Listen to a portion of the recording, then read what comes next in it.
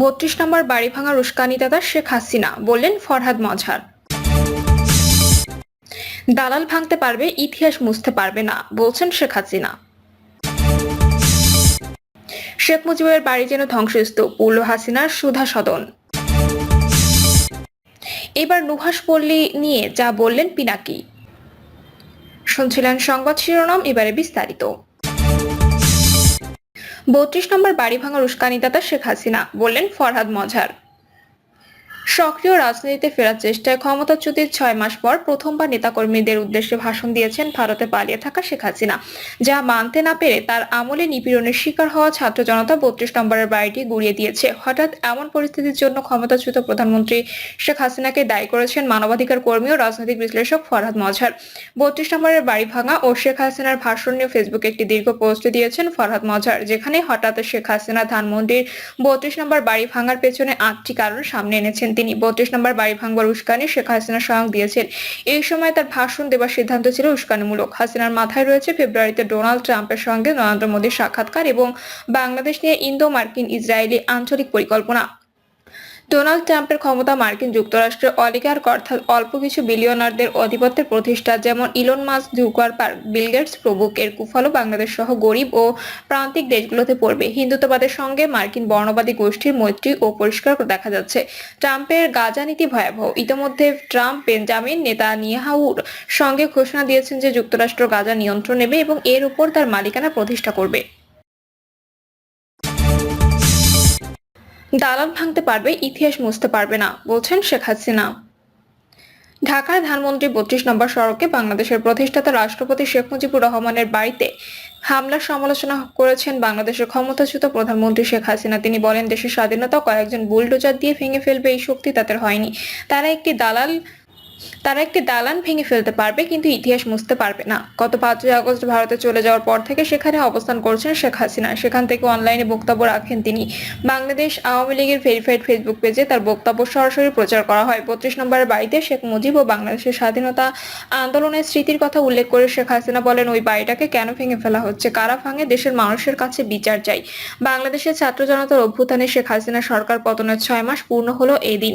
আওয়ামী লীগের verified Facebook page থেকে এক পোস্ট দিয়ে বলা হয়, রাত ৯টায় এক লাইভ অনুষ্ঠানে যুক্ত হয়ে ছাত্রদের উদ্দেশ্যে কথা বলবেন তিনি।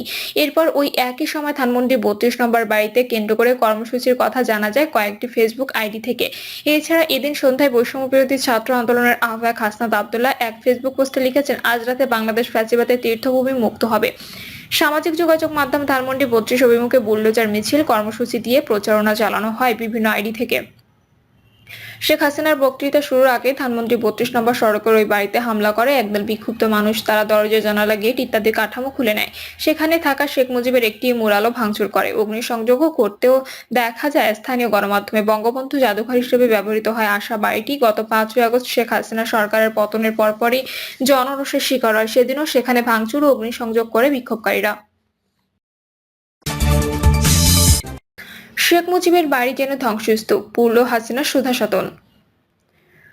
ভারতে পালিয়ে যাওয়া শেখ হাসিনা বক্তৃতা প্রচার নিয়ে শুরু হয় উত্তেজনা। সেই উত্তেজনাকে কেন্দ্র করে বিক্ষুব্ধ ছাত্র জনতা রাতে ধানমন্ডি ৩২ নম্বরে ব্যাপক ভাঙচুর চালায়। এক পর্যায়ে করা হয় অগ্নিসংযোগ।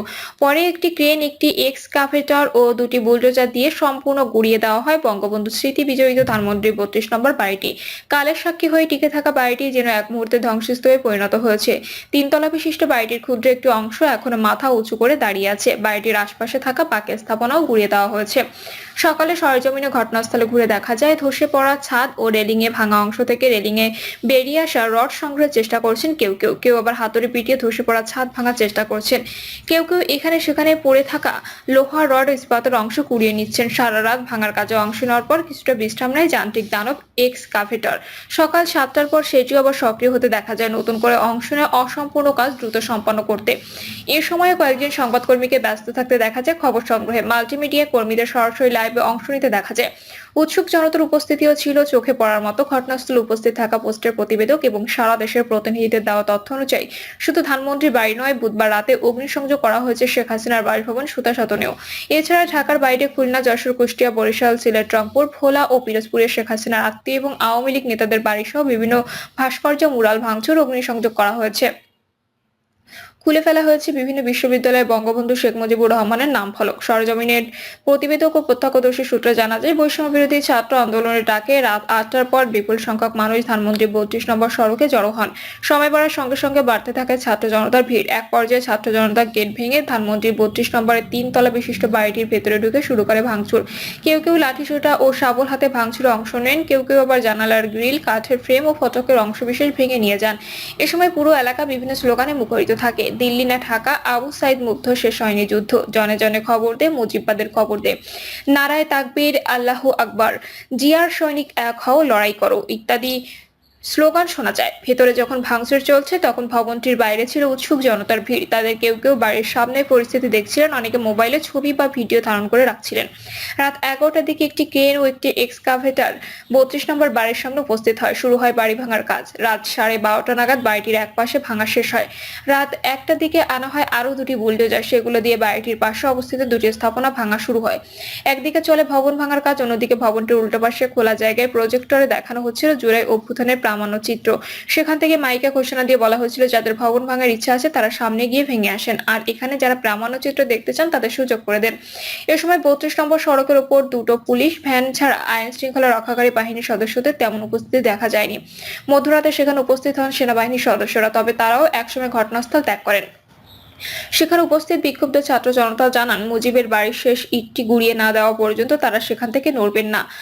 প্রতিবেদকরা জানান, ভোর 5:30 পর্যন্ত চলছিল ভবন ভাঙার কাজ। এরপর ঘণ্টাখানেকের জন্য বিরতি দেওয়া হয়। সকাল 7টা থেকে ফের শুরু হয় ভবন ভাঙার কাজ। ভবনটি পুরোপুরি গুঁড়িয়ে দিতে আরও সময় লাগতে পারে বলেও জানান তারা। 32 নম্বরের বাড়ি ভাঙা ছাড়াও রাতে ধানমন্ডির 5 নম্বর অবস্থিত শেখ হাসিনার বাড়ি সুধা সদনে আগুন দেওয়া হয়। রাত 1টা পর্যন্ত সেখানে আগুন জ্বলছিল। এবার নুহাশপল্লী নিয়ে যা বললেন পিনাকি। ধানমন্ডি 32 নম্বর নিয়ে একের পর এক মন্তব্য, ফেসবুক স্ট্যাটাসের পর এবার নন্দিত কথা সাহিত্যিক হুমায়ুন আহমেদের স্মৃতি বিজড়িত নুহাশপল্লী নিয়ে নতুন দাবি তুলেছেন অনলাইন অ্যাক্টিভিস্ট ও ব্লগার পিনাকি ভট্টাচার্য। রাত 10টার দিকে নিজের ভেরিফাইড ফেসবুক পেজে দেওয়া স্ট্যাটাসে নুহাশপল্লীতে জাতীয় সম্পদ উল্লেখ করে এটিকে জাতীয়করণ করার দাবি জানান তিনি। পিনাকি তার স্ট্যাটাসে লিখেছেন, নুহাশপল্লী জাতীয় সম্পদ, নুহাশপল্লী জাতীয়করণ করে ওইখানে হুমায়ুন আহমেদের জাদুঘর করা হোক।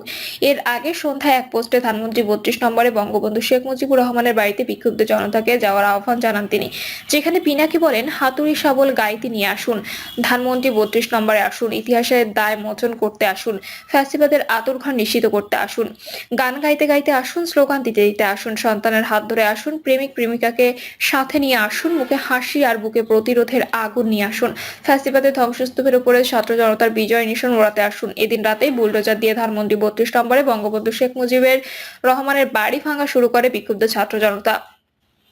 এর আগে বাড়িটিতে জড়ো হয়ে ভাঙচুর করে আগুন দেওয়া হয়। রাত 11:45টার দিকে বাড়িটি ভাঙার কাজ শুরু হয়। এর আগে রাত 11:30টার দিকে বাড়িটিতে দাউ দাউ করে আগুন জ্বলতে দেখা যায়। সরেজমিনে আরো দেখা যায়, ধানমন্ডি 32 নম্বরের শেখ মুজিবুর রহমানের বাড়ির সামনে কয়েক হাজার ছাত্র জনতা অবস্থান করছেন, আর ভবনের ভেতরে আগুন জ্বলছে। এর মধ্য দিয়ে বুলডোজার দিয়ে ভবন ভাঙার কাজ শুরু করে ছাত্র জনতা।